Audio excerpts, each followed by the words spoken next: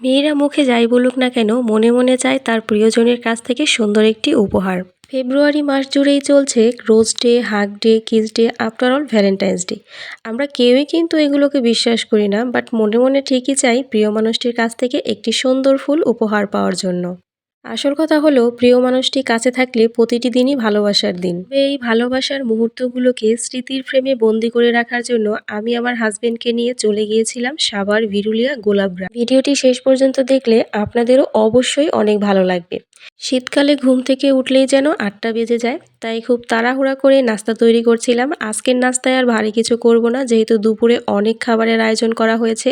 তাই সকাল সকাল পাউরুটি দিয়ে ডিম দিয়ে টোস্ট তৈরি করছিলাম। আর এই নাস্তাটা আমার বাসার ছোট বড় সবাই অনেক বেশি পছন্দ করে। এই ভিডিওটা করার সময় আমি ছিলাম সাভারে আমার ছোট আন্টির বাসায়। ছোট আন্টি আমার জন্য অনেক অনেক আইটেমের রান্না করেছে, আপনাদেরকেও সব দেখাবো।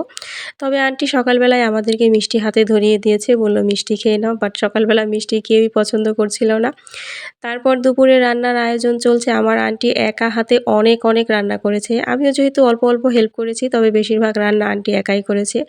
আজকের আইটেমে ছিল সাদা পোলাও, সাথে অনেক রকমের ভাজাভুজি ছিল, এছাড়াও ছিল চিকেন রোস্ট, চাইনিজ সবজি আর গরুর মাংস ভুনা।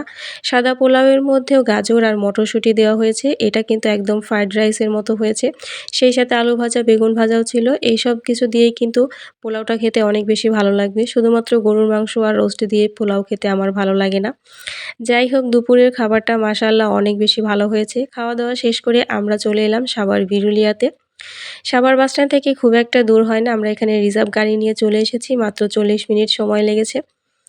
তবে এখানে আসার পর অনেক বড় বিস্তীর্ণ জায়গা দেখতে পাচ্ছি। অনেক দূর হেঁটে গিয়ে তারপর গোলাপের বাগানে ঢুকতে হবে।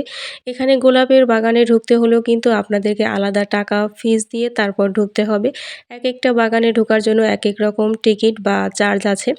তবে গোলাপ বাগান ছাড়াও এখানে আরও অন্যান্য রকমের ফুলের বাগানও ছিল, যেমন এর পাশেই ছিল গ্লাডিওলাসের ফুলের বাগান। এই ফুলটাও দেখতে কিন্তু অনেক সুন্দর।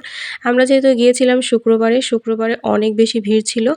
লোকজন ছুটির দিন পেলেই কিন্তু এখন ঘুরতে যায়, আর প্রিয়জনকে সাথে নিয়ে ঘুরতে গেলে কিন্তু মনটাও ভালো হয়ে যায় আর খুব সুন্দর একটা স্মৃতি জড়িয়ে থাকে।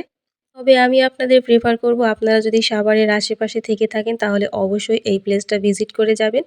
এত সুন্দর একটা জায়গা, আগে অনেক নাম শুনেছি তবে কখনো আসা হয়নি। এবার যখন সাভারে এসেছিলাম তখনই নিয়ত করে এসেছিলাম যে এবার একবার হলেও বিরুলিয়ায় গোলাপগ্রামে ঘুরতে যাব।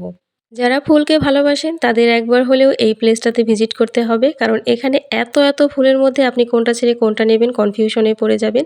আর এখানে অবশ্যই অন্যান্য জায়গার থেকে ফুলের দাম অনেক বেশি কম। এখানে একটা আঙ্কেল গোলাপ ফুল কিনছিল, তো এই আঙ্কেলটা দেখে কিন্তু আমার অনেক বেশি ভালো লাগছিল যে এই বয়সেও আঙ্কেলটা তার প্রিয়জনের জন্য হয়তো এই ফুল নিয়ে যাচ্ছে।